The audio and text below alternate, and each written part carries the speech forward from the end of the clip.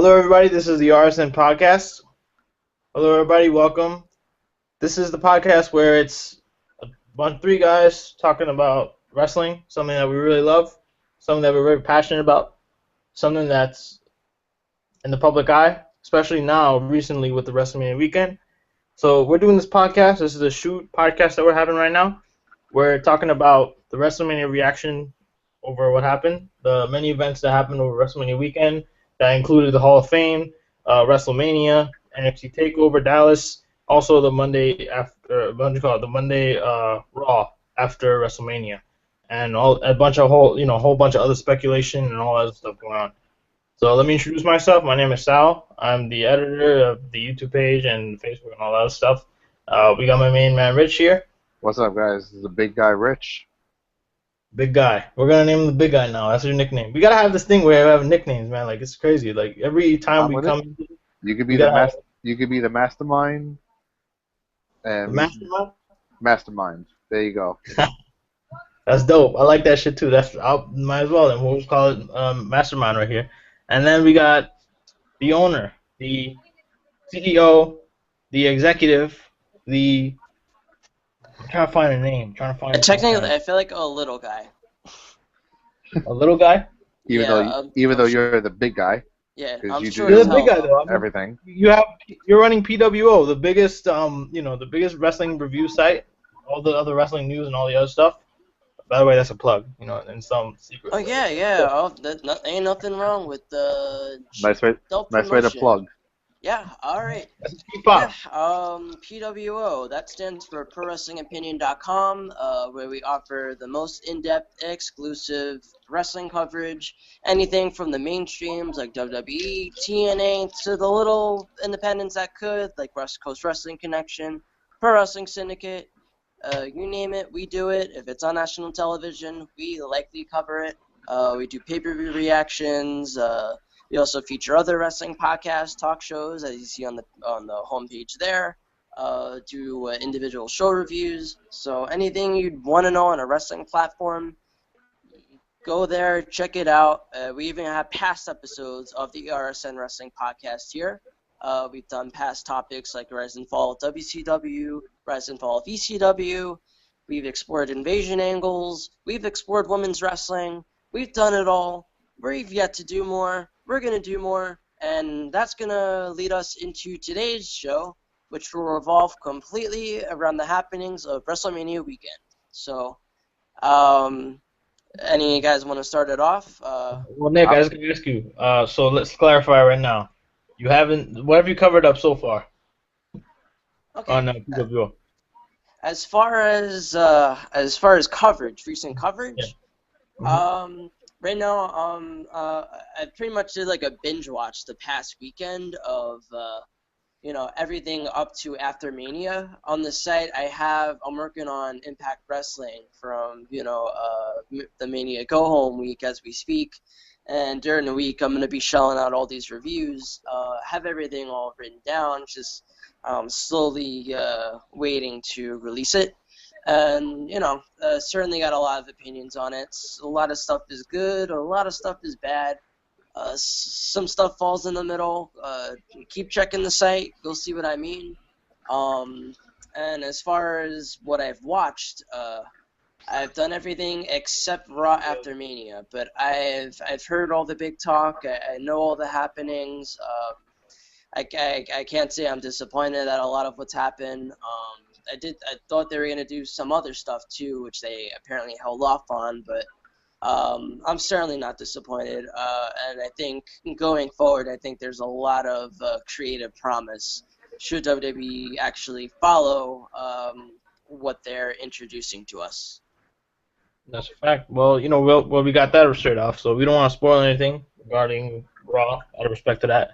But pretty much when you look at Raw, we can start off with Raw, I guess, because when we look at Raw, when you look at it, like I said previously to you, I think it's a shift. It was a complete shift.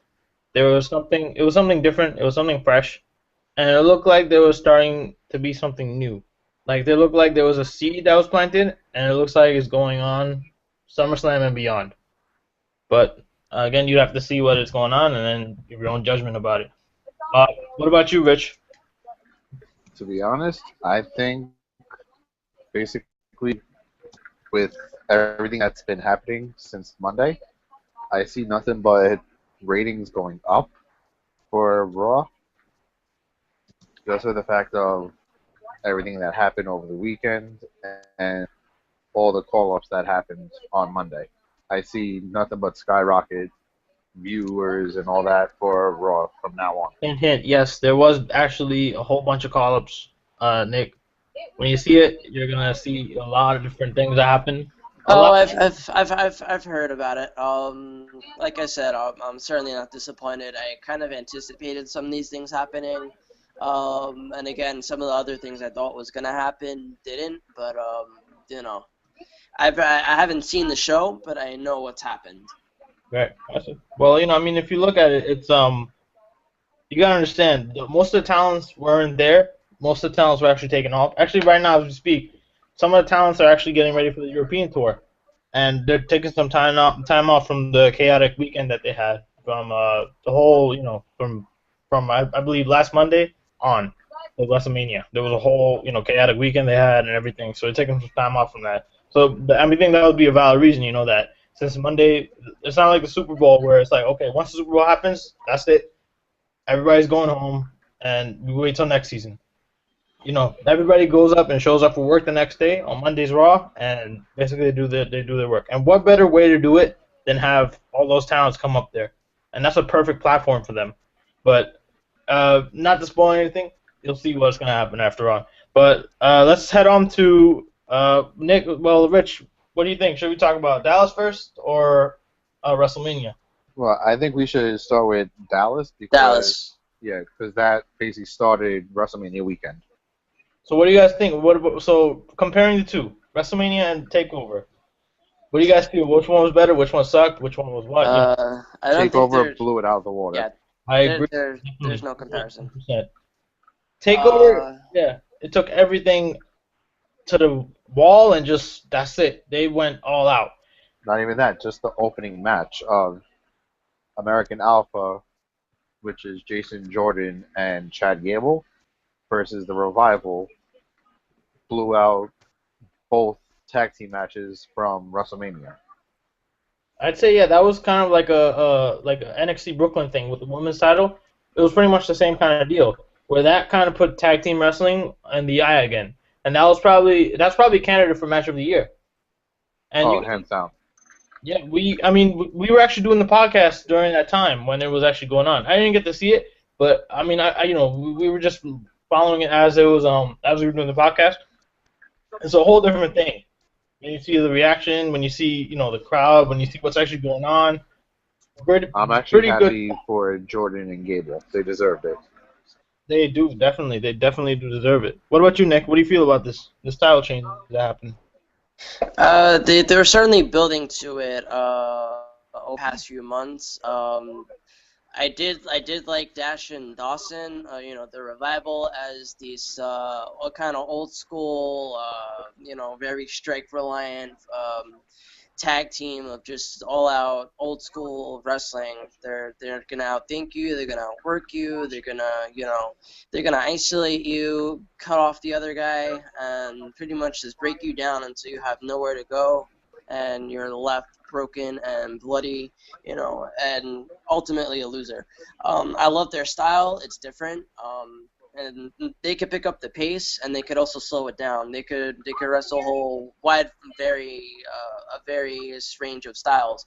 And then you got American Alpha, who's suddenly become like the world's greatest tag team 2.0. But it's awesome because they're so deep into their amateur backgrounds that they pretty much live it, and you could see it in their matches. I do wish they would change up the match formula a little bit, because every time they wrestle, it does seem like Chad Gable is struggling into the ring until he gets that hot tag to Jason Jordan, and then they both do their suplexes, and then they do their finisher, Grand Amplitude, and the match is over. I do wish sometimes they would change it up, because every match starts to seem to work out that way. But I'm certainly not going to complain about it because they've been the best thing to happen to NXT's tag team division since Enzo and Cass graced our televisions. But as far as the opening match itself, it was very good at setting the tone for the rest of the show.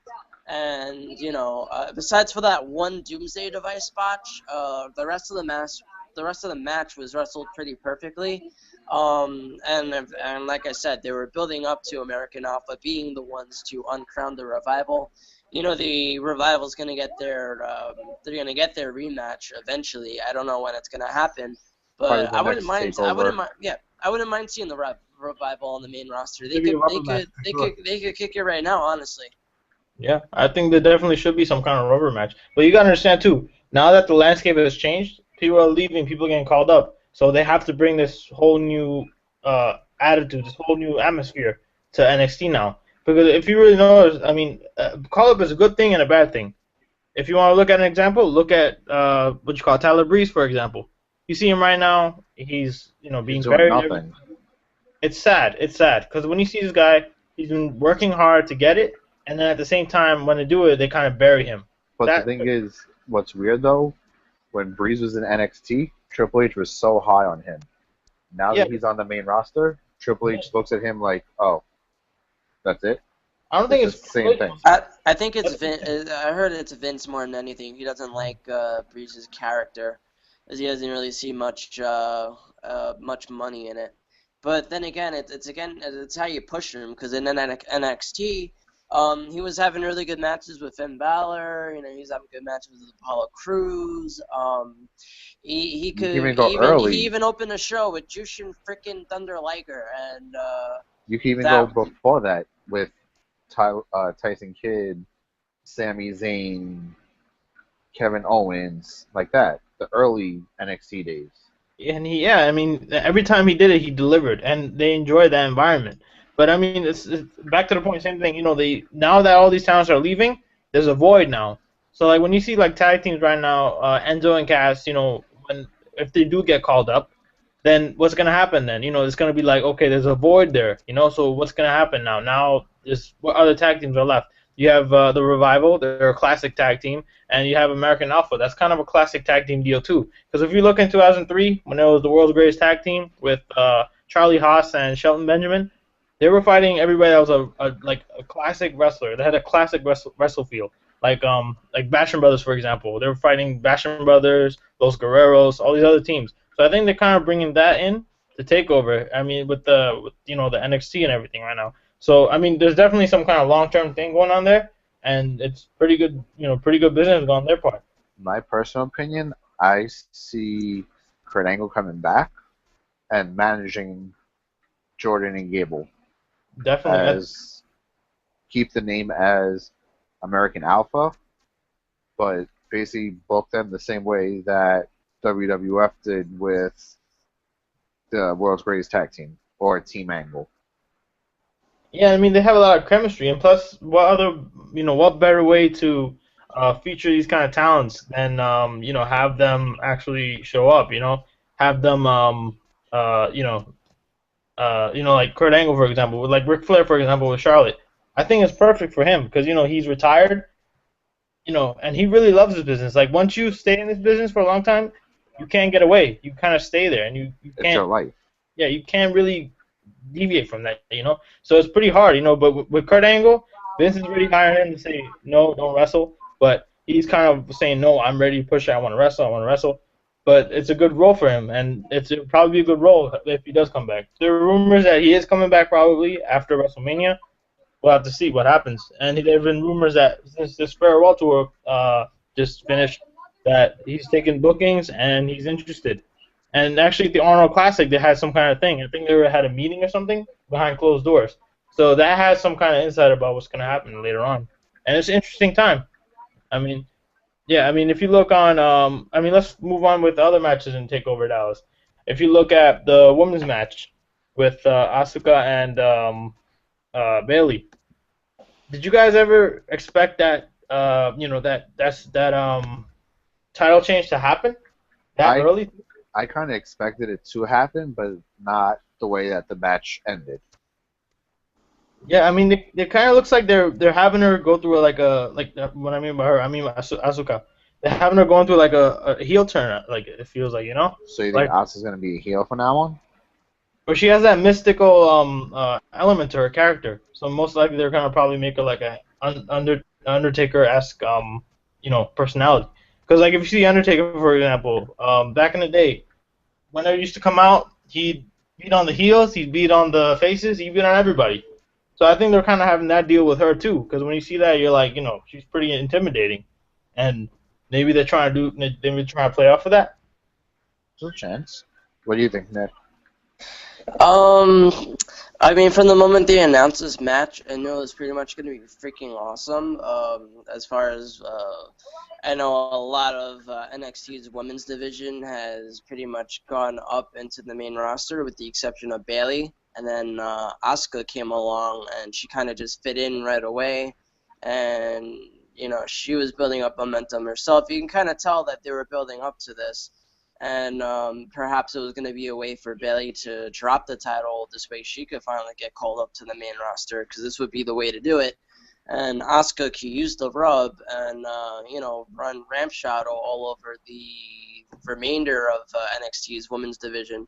As far as the match itself, I thought it was very good, but it suffered from one particular aspect, that the fact that it followed the absolute epic war that was Sami Zayn and Shinsuke Nakamura.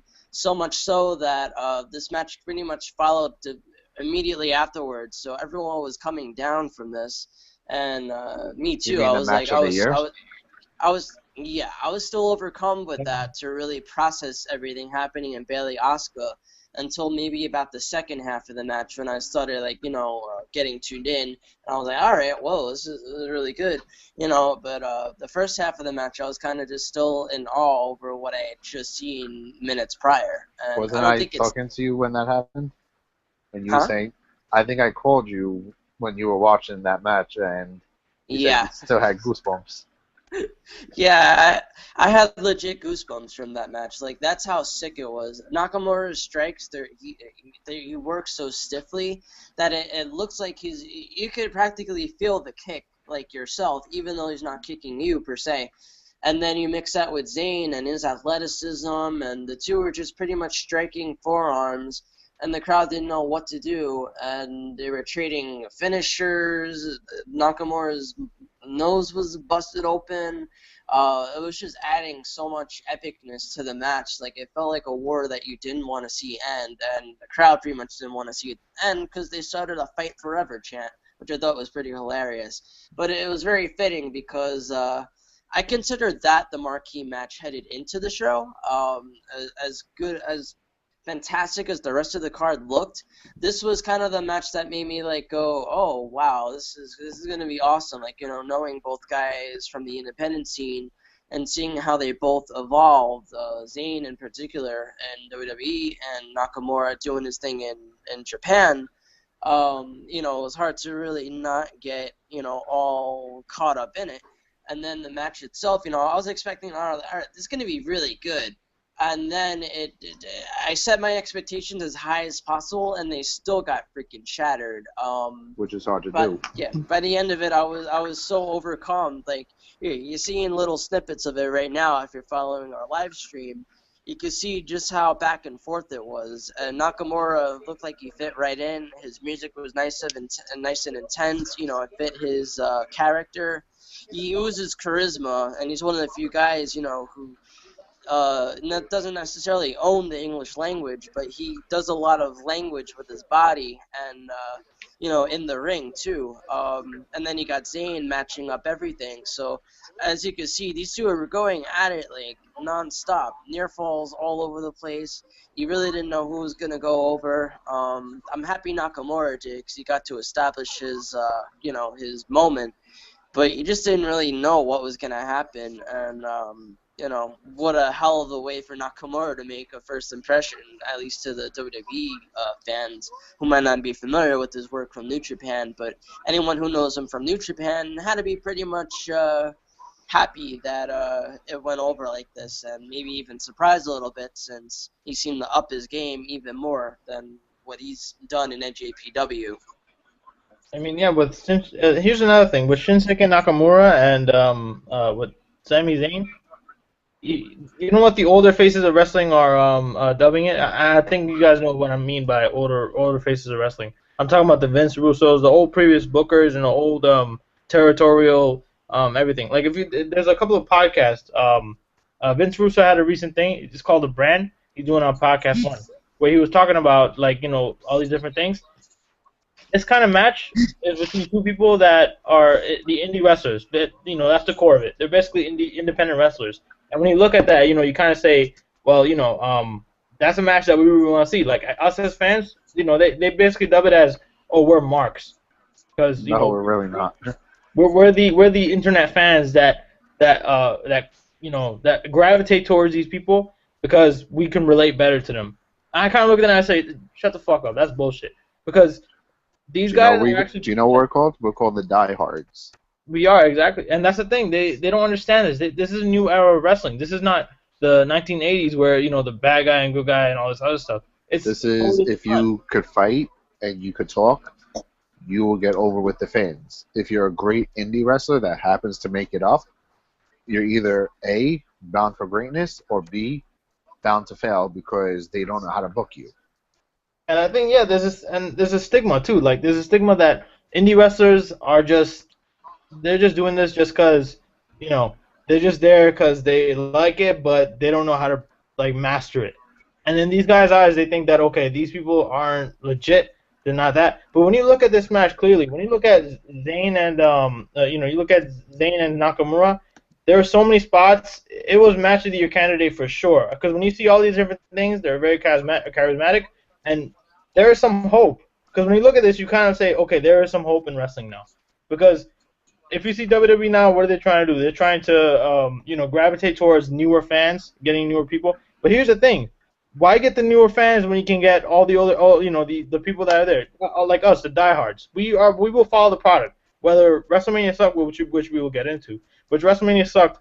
Either way, we're still gonna watch Raw the night after just to see what's gonna happen. Maybe there's a shift, maybe something will happen. Because if you think about it, look at the past couple of years. What was better, the Raw after or Mania? The Raw after blew Mania out of the water. It did, and it's one thing that, if you see all these things, we want to see something, but we want to see some change also. We have some hope, because some of us will say, oh, this sucked, I'm never watching WWE again, and we'll find ourselves watching Raw again and all that just to watch it. But that's the thing. What WWE is trying to do is just gravitate. You cancel the network, but I guarantee you'll still watch Raw. Yeah, I definitely do. I canceled the network, matter of fact. Right after I watched WrestleMania 32, I canceled it. Because I looked at it, I was like, this is bullshit. And, I'll get to that later on, but let's talk about, let's stick to TakeOver right now. When you see TakeOver, this match, it was pretty good. But, in addition, another person debuted also. So, in addition to Shinsuke Nakamura, who put on one hell of a performance as his debut. Can I do the intro for him? Yeah. I know exactly what you're talking about. You're talking about the greatest man who ever lived. Austin Aries. And when he came up, that was pretty crazy. When you see Austin Aries in his first match in WWE, that was a pretty big deal. If there was so many, and plus with an opponent like Baron Corbin, I think it was worth it. Baron Corbin, he deserves it 100%.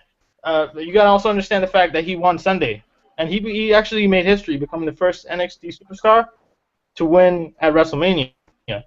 And that's a pretty big deal. He had a WrestleMania moment as an NXT superstar. So that's a really big deal for him. On his first night. And another thing, Austin Aries fought this guy.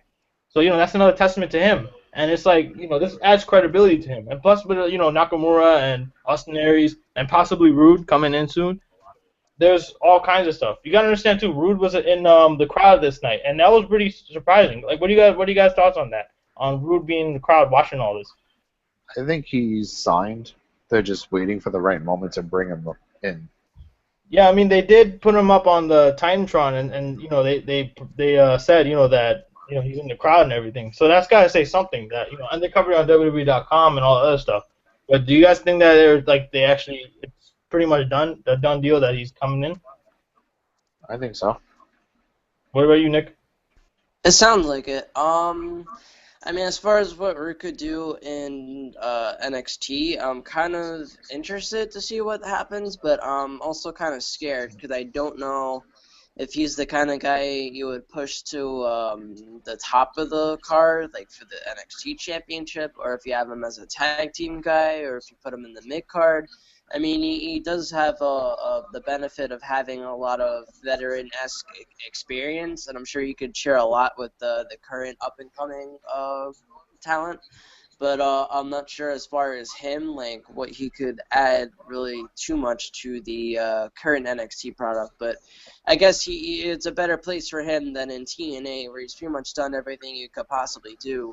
But I think it's just ironic because now it's restarting the curse of the tag team championships for TNA because they're What either marred by injuries or guys leaving. what I personally think they're gonna do, if they're smart, but I don't think they will because it's a TNA thing. You team up him, Bobby Roode, with Austin Aries, and bring back the Dirty Heels, but just change the name. Or you can bring back like a whole Team TNA invasion, Team Canada.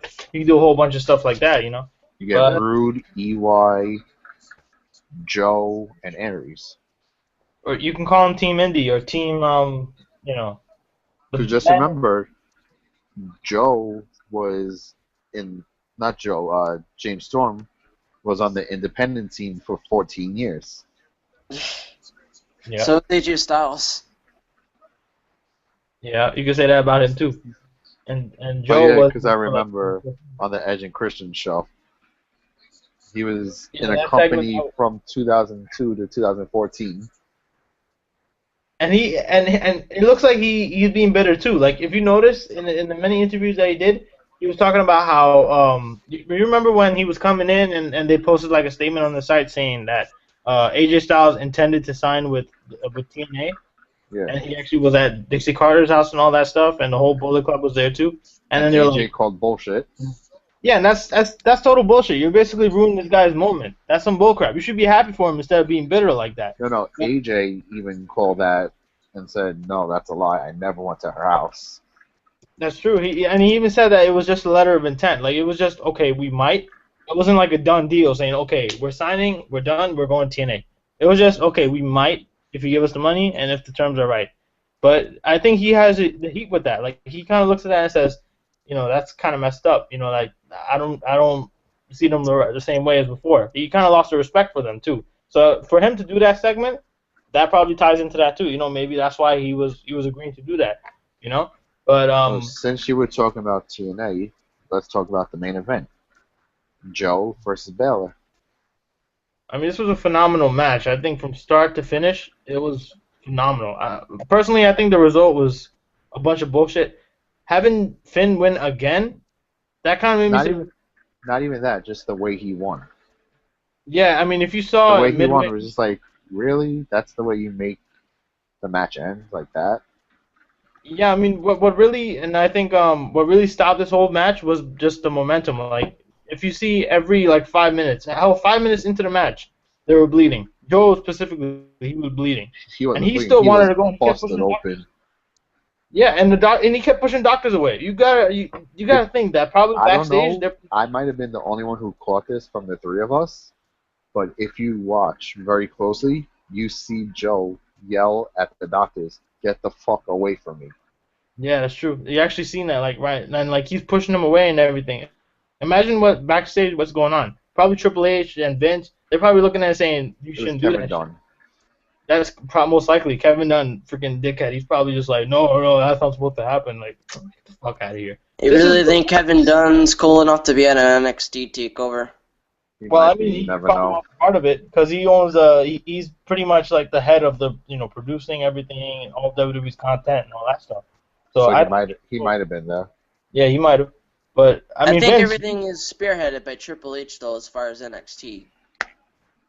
that's true. I mean he's like the main.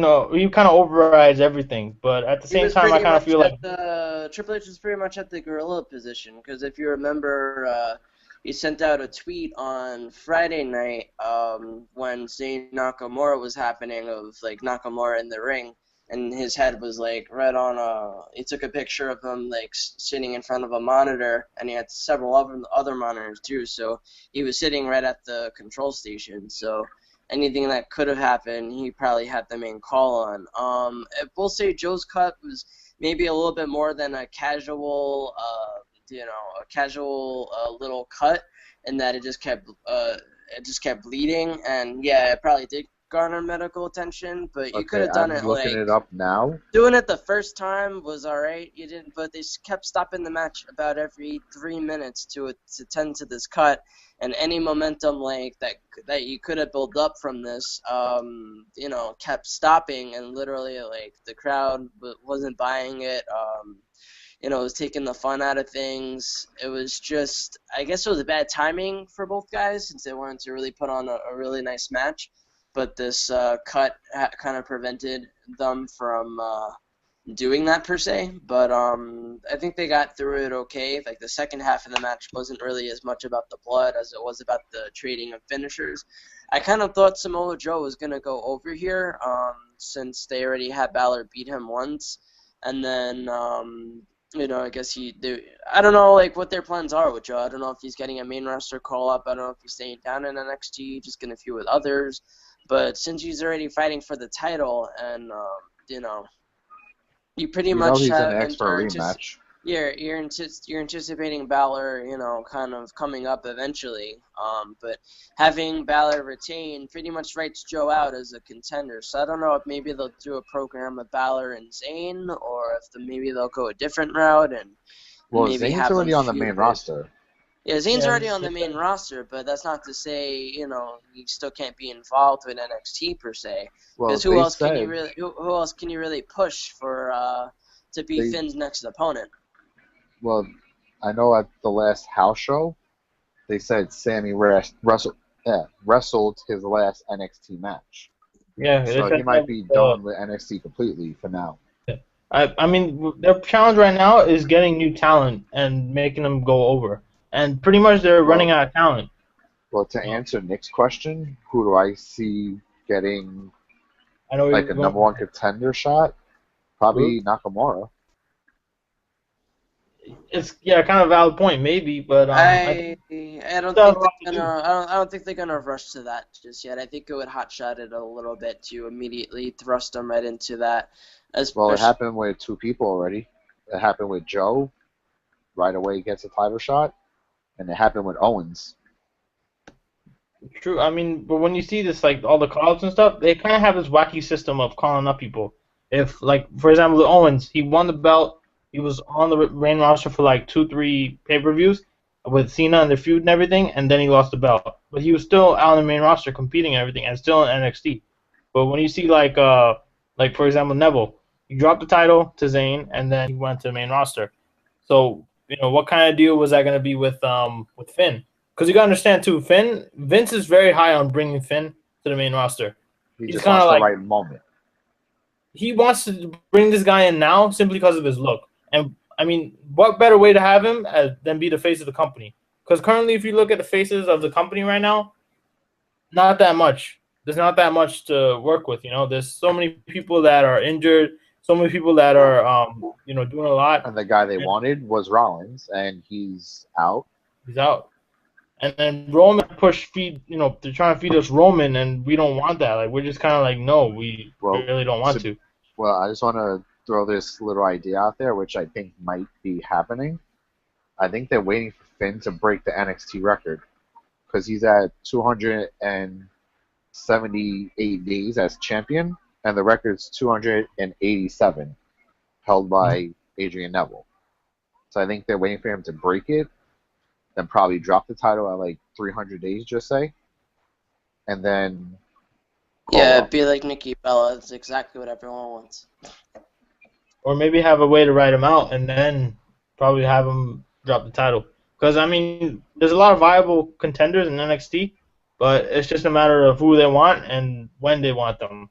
And that's, I think, the hardest part right now. Plus, with all these new talents coming in, it's kind of, it's even harder with that, too. Because when you see all these new talents come in, it changes the whole landscape. If you see Rude coming, it's gonna be a totally different thing. If you see James Storm coming back, it's gonna be a totally different thing. It's gonna change everything up. It's gonna put everybody up and down in different places. So we'll have to see what happens later on. But overall, I think this takeover beat WrestleMania by a huge landslide. It was crazy. But I mean, let's move on to WrestleMania, I guess, because it's about WrestleMania. But do you guys agree with this? WrestleMania is now a bigger brand than the WWE itself. Yeah, even though I feel like the show runs ridiculously long but it kind of makes the whole day feel a lot bigger, and I'm sure I kind of like the whole stadium presentation. The show on television looked really, really pretty, between all the pyro and the big presentation, the big stage, you had your big matches, everything had a big feel to it, but, a lot of the booking decisions here kind of left me confuzzled, although I heard what happened the next night on Raw, and I see kind of how they set things up. But I don't like when they continue off of it like that. I think Mania should be the place where you settle scores and you create, stars with big moments, and you don't really have to sacrifice getting someone over to make that point. If you're following the live coverage right now and you see us skimming through Jericho Styles, which is a prime example of one of my gripes about what happened at Mania. Not sure why Styles wouldn't go over here to have his WrestleMania moment. I know he already beat Jericho technically in the rubber match when they fought at Fastlane. But, it's WrestleMania. It seemed like they're having the match as a reason for Styles to go over, and then Jericho, wins the match, even though it was a really cool finisher, as you saw there. But, again, I think I would have done it a little bit differently. And there's another one, New Day League of Nations. I don't know why League of Nations went over. This whole entrance, if you've seen this whole entrance deal with the Booty-O's entrance. That was amazing. That was epic. That was fantastic. That was probably the best. And they even threw a little Dragon Ball Z in there too. Yep. For you anime marks. And that was that was what made it. They're over. They're clearly over. And then when you see this, the legends come out. They it's Mick Foley, it's HBK, and what you call Steve it, and Austin. All three of them come out. They have a whole segment, and then Austin, Xavier comes up to him and he's like, all like, oh yeah, start dancing, getting into it, and then Austin being Austin, just gives a stunner to this guy, and that's it, done. But I mean, there's also a bunch of other things also. I mean, if you see, like for example, earlier, if you see in our live coverage right now, we walked past it. The IC title match. Did anyone really think that Zack Ryder was gonna actually win the title? Not at all. That was shocking. And I think in our preview, we kind of looked at our live preview podcast. We were looking at it, we're like, this guy can't win. He's clearly not a valid, prediction. But I think I just want to throw this out there for everyone watching. If you watch the live one we did, we predicted all the matches. We only got one match right. So that was the easy one. Yeah, so I don't even consider that predicting right, because I think everyone in the world predicted that to happen. So we technically got no matches right all night. And it's interesting. WWE kind of pulled a total curveball on this, because basically the whole show. Wait, were we on Swerved, by the way? Because I think that whole pay-per-view was an episode of Swerved. That was a really long-ass episode, then. An hour and 15-minute long episode, and it was like a live stream too. So on top of that, we were probably on Swerve most likely. But they kind of swerved everybody, because if you see, basically everybody that should have went over didn't go over, and everybody that didn't have to go over, they went over. For example, Brock Lesnar and Ambrose. Roman Reigns going over, it's crazy. It was no point to it. And I mean, if you see, for example, the women's title match right now, boy, was that a good match or what? Like, easily the best part of the show. It was, and plus, one of the most memorable spots I think was probably when Charlotte jumps off and does a moonsault on both of them. That was pretty crazy when you see that. That's a sight to see. Cause the frog splash also. Sasha, that was dope too. And then Becky Lynch too. Becky Lynch, when you seen her do her thing on Flair, that was pretty crazy too. But her retaining, I think it wasn't that, I was like, all right, you're satisfied, but at the same time, It you was want to. how she did it. Yeah, that's true. But It was her father who basically won the match.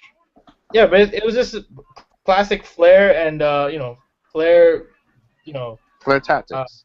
GP. Yeah, basically just a GP tactic again. It's crazy. She basically cheated to win, and she won.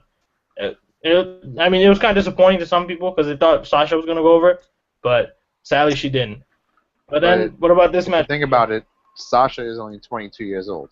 She has time to develop to be one of the best ever. She's going to have And I mean, more on top, WrestleMania moments.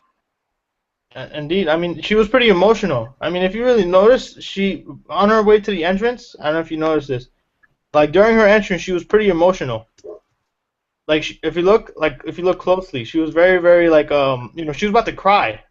That's how emotional she was. Because when she came out, it was surreal for her. Like she couldn't believe that she was on this stage, headlining the whole event, and you can't help but feel like, wow, that's you can't help but feel empathetic for that, and you kind of Especially she did it for Eddie Guerrero, her idol. yeah, that was She also had his outfit basically. She did the frog splash. She did the little Eddie Guerrero shoulder shimmy. mhm. It was just meant to be that it should have been her moment. It should have been her night to win. And also another thing, like she's a heel. She's supposed to be a heel, I think, right? So if you're a heel, you're supposed to have the story, right? You're supposed to be, you're supposed to act like a heel. You're supposed to control yourself, control your composure, and be a heel. I think Sasha at this point she's not really a heel anymore, especially in this Monday's Raw. It was clear she's pretty much beyond being a heel now. She's something bigger than that. She's a face, but something that's something you can actually get behind as a legit valid opponent. And in the future we might be seeing something like that because there was a lot of different disappointments, a lot of people that that should have gone over but didn't go over, and hopefully they're gonna have a pay-per-view, maybe Payback, where they have all the people that maybe some kind of thing where all the people that were supposed to won, but we'll have to see from there. Well, what about the Taker and Shane, the Shane spot? It was amazing, that match. Well, I mean, it was a pretty slow-paced match. This whole match, it was pretty slow-paced because when you seen it, like it was just like two old people just fighting, and it couldn't go any slower. But I mean, on top of that, when you see Well, just Shane throwing going out there, outside, the kids coming out were amazing. yeah, that was a really good way to do that too, and to involve them, that's pretty fantastic. But I mean, but like Linda was out there too. Linda was on the side, and Marissa, that was Shane's wife, was out there as well. But I mean, look at So that was spot. Michelle McCool. And for Taker, yeah. But I mean, look at the spot right here where he jumps off the cage. That's about 30, 40 feet in the air. He jumped straight, and he did a pretty good bump. He took a pretty good bump from that. He landed. Really bad bump. Yeah, and he just, he did it, and he still went through the whole match. I mean, the way the commentators, they didn't even cover it properly, because if you look at it, all Michael Cole was doing was like, oh my god, oh my god, oh my god. Like, you're not gonna show Vince, you're not gonna show Linda, you're not gonna show anything. Like, you're not gonna show his kids that are My on. personal opinion, that match is only missing one thing. And Nick could vouch for this one. It was missing Jim Ross. Jim Ross, I agree. I mean, it's JBL and Cole on commentary, it doesn't work. That kind of threw out the whole flavor from the match. Unfortunately, we're stuck with it. I'm kind of torn with this You can match. even throw Joey Styles also. You could throw Joey Styles with his "Oh my God." Basically, That would have been the perfect moment. Basically, anybody that's not Michael Cole, you could Yeah. Matt Striker. Call him up, Matt Striker from Lucha. That has comment, he'll do it. Morrow. If you notice Michael Cole's commentary style as opposed to Mauro Ranallo on SmackDown, where he actually calls the moves, Michael Cole's more like, let's say it's like New Day versus League of Nations, and it'll just be like, Kofi Kingston, top rope, crossbody, Wade Barrett, near fall, oh my god, Bullhammer. they're on fire, Kofi Kingston, Xavier Woods. You know how many times he shouts the names of the people in the match without really like saying the moves or anything, and then they Thank you, Cole. the Thank crowd you, is Cole. so excited. And you're saying in your head, you're like, "Thank you, Cole. I know what happened." And on basically. top, Getting to my 2 cents about Taker Shane, I'm a little bit torn here because I wasn't really enthralled about the storyline because it kind of created a situation where the crowd didn't know who to cheer for. You're in Undertaker's hometown, going against the guy who pretty much represented the change that WWE pretty much admits that they really need. So it's like, who the hell do you really cheer for? And as far as the entertainment factor, I mean, they built up Shane's MMA background well enough where it looked like it was believable that he could choke out Taker. But sometimes he appears a little bit too much like Superman. Even though he made that expected bump, off the top of the cell.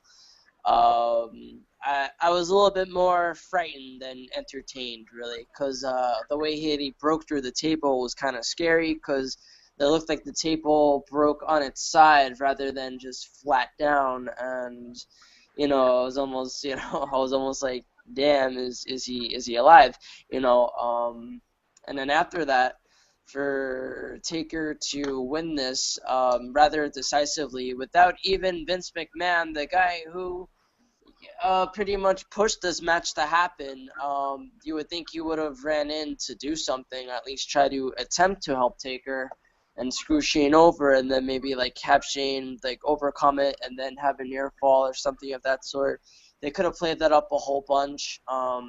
That instead they had Taker beat Shane rather decisively, and that just tells you that all right, well, we'll tease change, but yeah, you're not getting it. Vince was So I probably in don't. the back counting his money and counting the attendance record. Yeah, well, pretty much. I mean, in that building, you can pretty much sell out anything. But I heard the final attendance numbers was 94 or so, 94,000, as opposed to 103. I don't know why they shell out their attendance numbers as more than what they are, but this is something that they've done for a long time, so Almost 10,000. and pretty it's, much. I mean, it's Vince, classic Vince again. He's just looking at the numbers, and he just wants to do this so that the mainstream got an eye. Well, Like, what was the count for WrestleMania 3? The real number WrestleMania to 3 the was, fake number? I think they said it 93,000 was was 93, That was the right? fake number, right? That's a fake number. What was the real number? Real number was like, I think 80 something. It was Nick, like would you know 87. offhand? Wasn't it like 87 or something? I think he's probably looking it up. Because I'm But looking at it. Yeah, it looks like it's, I don't think, because I remember they reported it was 93, but it ended up becoming something like 87, I think, or something like that. do we really have to talk about the main event? Oh my, really? And what's really crazy, the way WWE just manipulates it. Speaking of that, also I think during the triple threat match and also during the New Day match, they were having like these things on the big screen. Like, you know how they have cues and everything to like an applause or something like that, or like, when there's like a thing. It was Yeah. kind of like that kind of deal, where like, let's say if Charlotte did like a figure four or something, they broadcasted something on top of the big screen, woo, or something like that, so that the crowd could say woo, And that's like, come on, that pretty much sucks. Like, because when you look at it, it's like you shouldn't be doing that. That's kind of like, that's pretty fucked up. But on top of that, also, if Something you that look has at to happen right away. yeah, and it's kind of like it's WWE being classical WWE again. It's not an entertainment experience. It's just basically making a fool out of us. But same thing with the main event. If you look at the main event, basically when Roman won the belt, they kind of muted the mics and everything with the fireworks and everything. And if you look on the outside fireworks, they had the pyro going off and everything. I think that was just their attempt to silence the crowd. And I think that's the problem that WWE has. They just keep ignoring these fucking like chants and everything. And if you You think know, it's about like, it, if you watch his entrance, it was a normal entrance. yeah, it was a The, classical, regular, entrance. He didn't even go through the crowd. the I guess only at this point they're kind of looking at it and saying It we're get- not having him go through the crowd. There was no way he was going through the crowd at this show. I mean, No, that no. pretty much he would have to was start when the decided show on. started to come down from section 418. Yeah, pretty much, and yeah, that would have taken it would have taken a whole hour. It would have took him Um, from the start of the show. But Yeah, on top and of it that, I mean, was. the crowd might have, there might have been someone in the crowd that, started a riot or something. Most likely something would have happened there. Because Showing down the friggin' stairs. these are all That, basically diehard fans, too. I mean, you got to understand that. Diehard fans and Roman Reigns, it's not a good match. Because diehard fans know that Reigns, he's not the person that, is a legit wrestler. He can't cut a promo. He, can't do nothing. But his in-ring ability is something, but they're kind of shoving it down our throats, like, over and over again, you know? But it's pretty crazy. I mean, did you guys see? And also Triple H's entrance. that was a What do you great think about that? entrance. But Triple H, I Not think that's. not quite Conan-esque, but I thought it was silly Game of enough Thrones. where it at least set things up. But I was so out of that. I was so out of it by this point of the show because I already knew Reigns was gonna win, and this crowd was gonna hate it. Oh I wait, just we don't know forgot why one they went match. through with it. We Actually, forgot one match. We forgot the amazing 6-second match that happened. The Rock versus Eric Rowan. For 6 seconds. Yeah, we forgot that match. Well, I mean, before we get to that, what were you saying, Nick, about the Roman match? Yeah, I mean, I was so out of it at this point of the show because I was like, all right, there's no way Reigns is gonna lose this. I thought maybe he'd turn heel, and maybe they'd have Rock show up because they were advertising Rock to show up, and then I was like, don't tell me he's gonna show up during the main event to help Roman Reigns. It's gonna be so lame. And then he kind of just came out, and he had cheerleaders, flaming letters, a flamethrower. It felt like an episode of Monday Nitro, as far as I know. And then it just appeared like his goal was just to stall time because I'm looking at the clock and I'm like, well, it's almost 11. Why isn't the main event going on? Because it's timed out where it looks like, yeah, the show should be over by 11 maybe. And this just went on for so long, and What it time didn't did really the show help end? Like 11:45 or something? yeah, it didn't help. Didn't help the Wyatt family get over per se. Even though I've heard different things happened after the night after, which I won't get into. But I'm not sure how that was really a smart way to set that up. Cena coming back was, I guess cool, but kind of expected. You're not gonna have the biggest guy in the company missed the biggest show of the year without something like a one-off appearance. Yeah, I mean, on top of the fact, the whole deal with Bray coming out and having his segment with The Rock, I think that was pressure. Like, that was a good moment too, because I think it was much needed also. Because Bray, obviously, he's the best guy that can cut the best promos in He's WWE the right best now. thing in WWE. He's the best thing right now. He's the opposite of Reigns, basically. You look at Reigns and you see an exact image of Bray. Bray can cut a promo, he can wrestle, he can do it all. But same thing with when you have him line up with what you call it, The Rock, one of the greatest promo cutters of all time. That's a perfect match right there, because then you see that this guy can be beat promo wise, and that's pretty interesting to see that. That's a spectacle. And speaking of spectacles, if you see this whole thing, Cena coming back and everything, that was a spectacle too. You had 100,000 fans booing Cena. Who That's got booed more? Reigns or Cena? It was a contest. I mean, you really couldn't tell because half the time the mics were being booed. What do you call it? Mics, the crowd mics, they were being muted out and everything. Did you see that sign, by the way, at Mania? Which one?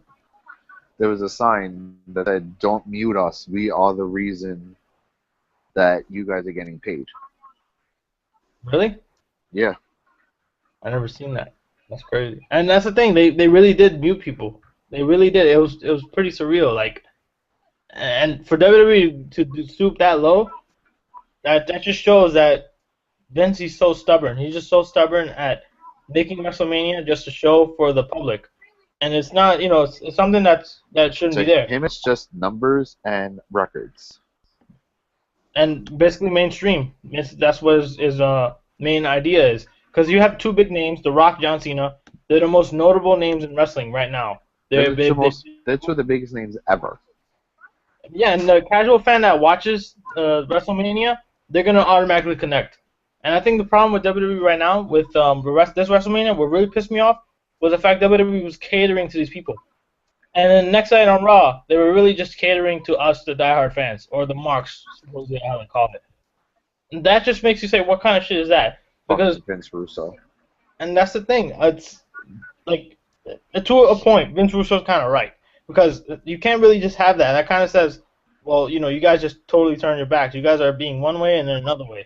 So where does your loyalty But we're stand? not though. We know what we want. They know what we want. They're just not giving us what we want. I mean, especially with this WrestleMania, the way that it was booked, it was so frustrating because on top of that, we didn't cover this, the Andre the Giant Memorial Battle Royal. This whole deal with Shaq coming out and everything, he was supposedly the surprise entrant. Are you kidding me? Really, Shaq? Like, I don't know if Vince doesn't realize this, but like, Shaq is old as fuck. Yeah, exactly. No one gives a shit. Like, he's tall, but like, cool. Okay, so what? Cool, DDP was in it. Cool, Tatanka was in it. Which you fans now don't know who the hell that is because you don't know good wrestling back in the 90s. And they act like this is the WrestleMania 18 Battle And Baron Corbin was in it. That's cool too. That's fine.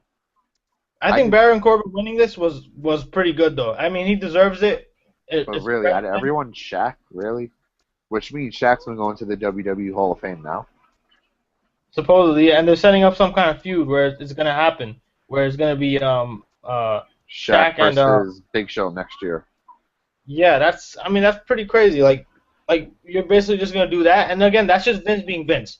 He wants that because it's a celebrity facing off against the WWE. We saw how that worked out, Mayweather versus Big Show.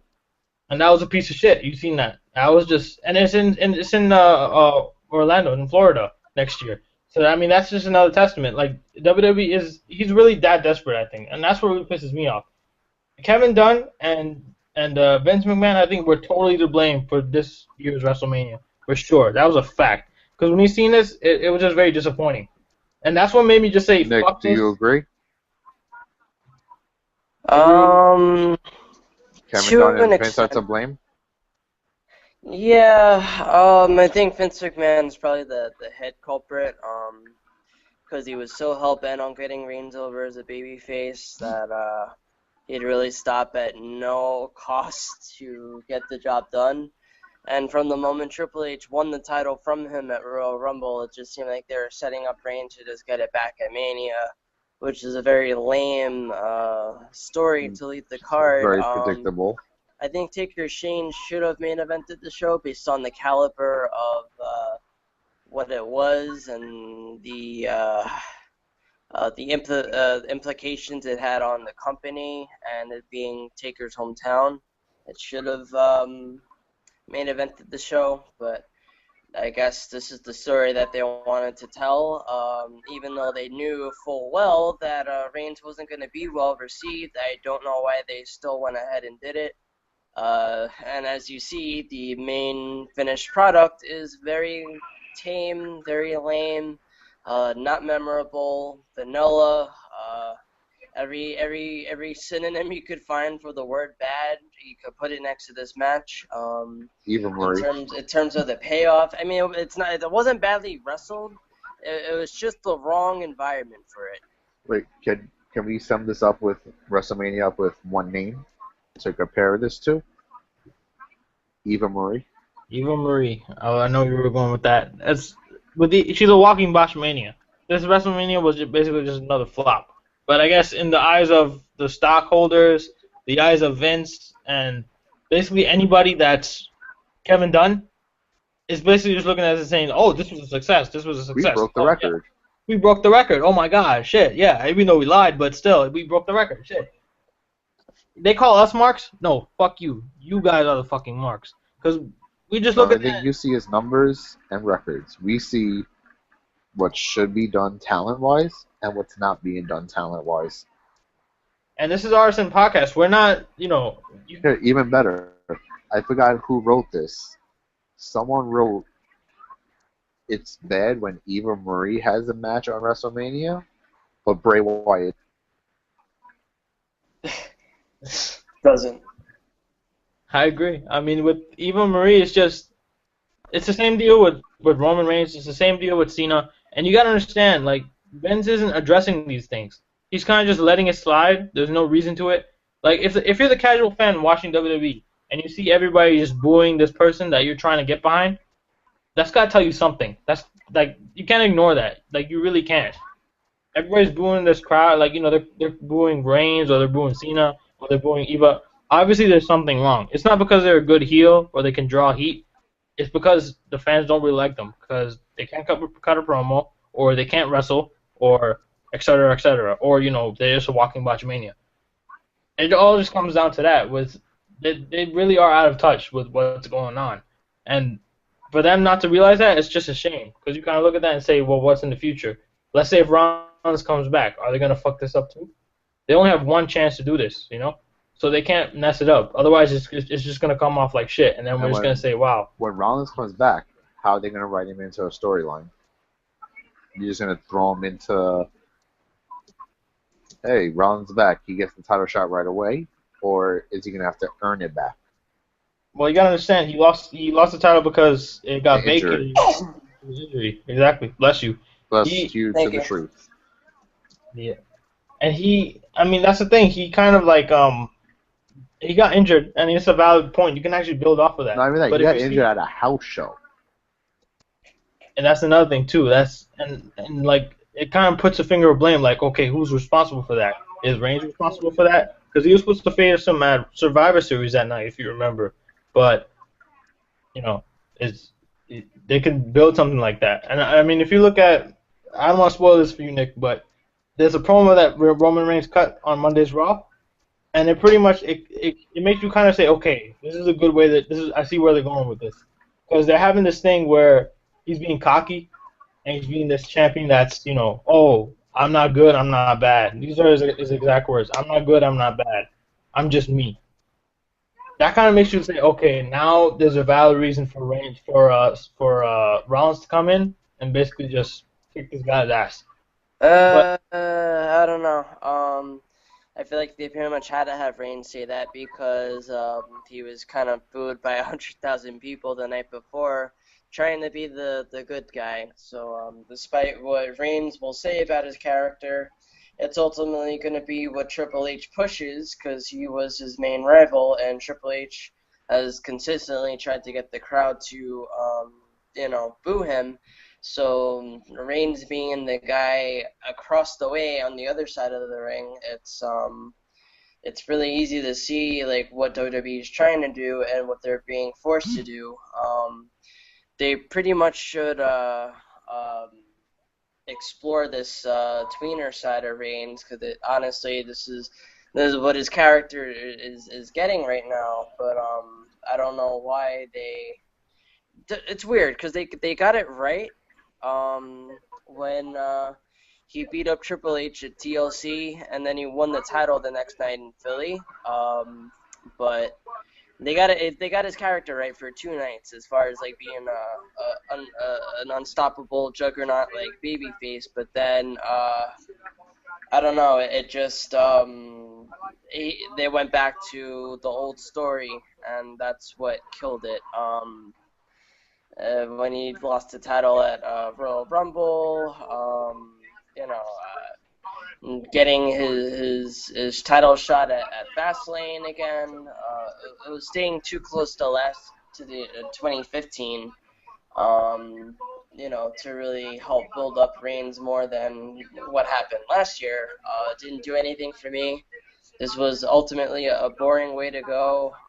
Disappointed that this is what they did with WrestleMania, the biggest night of the show, the biggest show of the year. And this is what you have. Close it out. I mean, I don't really have enough words to express disappointment. I don't think anyone has enough words.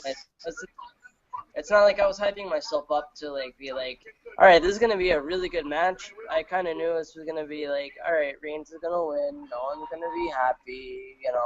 How exciting can a WrestleMania main event, which in the past has been something awesome like Austin and The Rock, or stuff among that caliber. How exciting can it be when it's the guy who pretty much no one wants to see win facing a guy who like is supposed to be the big heel and pretty much is going to lose. It's pretty sad. I mean, when you look at that, you kind of say this is what wrestling is becoming now, and again, it's just the same thing. WrestleMania, I mean, same thing with Super Bowl. People don't watch the whole season. Most people don't watch the whole season. They watch either 1-2 games here and there, and then they'll just watch the Super Bowl, and that's it. Because Super Bowl is a big event, there's a value to it. Super Bowl is a brand, so whenever people see it, it's a time to connect. Everybody's watching it, and everybody can relate to it. But Well, like, everyone calls WrestleMania the Super Bowl of wrestling. it's true, and it's a valid point too. I mean, when you look at like Super Bowl, people watch it one night and that's it. The next night, people talk about it and that's it. It's done. They don't really reflect on it. They don't really say, okay, if something really big happened, cool, something really big happened. But it's the same deal with WrestleMania. WrestleMania is just that one show that you see out of the whole year, and then that's it. Basically, you're gonna wait until the next WrestleMania, until when it comes in public eye, and then you'll follow it. That's for like the casual fan. And I don't think Vince realizes that. He just thinks that, oh, if we make this WrestleMania big, everything else will go fine. It'll go handy dandy. Yeah, but the whole thing is, what Vince should actually do is listen to what the fans actually do want, not what he thinks will do good. No, you do what the fans want. Last year, fans said they wanted Sami Zayn versus Kevin Owens. You give it to them this year, but you throw 5 other people in a match? No. You do Owens versus Zayn by themselves in a one-on-one match. At most, yeah, you could throw in friggin' Dolph Ziggler into the mix. That's fine, a triple threat match, but no, a 7-person ladder match? Come on, Vince. Well, I think what had been the original plan was Miz, Ziggler, Owen, Zayn, and Neville. But because Neville got injured, I guess they didn't want to take a chance on just 4 guys. And I guess they just created a scenario where, Owens is a big talker, and he'll pretty much just talk himself into having more WrestleMania opponents and in a ladder match, per se. I kind of like that storyline, but like I said, with the Ryder winning, it took the IC title off a comfortable place and just put it into an area of uncertainty. Because Ryder's cool and everything, but I don't really see him leading the charge. Like the way Owens was getting the belt over. But if it's all to push Owens to the main event, I'm all for that. But I think they could have gone about it a little bit differently. But why throw Sin Cara in it? Why throw Stardust in it? I mean, well, if you look at the spots, Stardust came out with the polka dot ladder to tribute to his father, which is cool. That was cool too. I mean, those kind of moments you kind of gravitate towards and you kind of relate and you say, oh, that's something cool, and it got a pop. It got a big pop. So I think same thing with Sin Cara. They thought, he can do all these high flying maneuvers, which he did some spots, but they weren't like, oh my God, he did something big. There was that one moment where he landed on Stardust.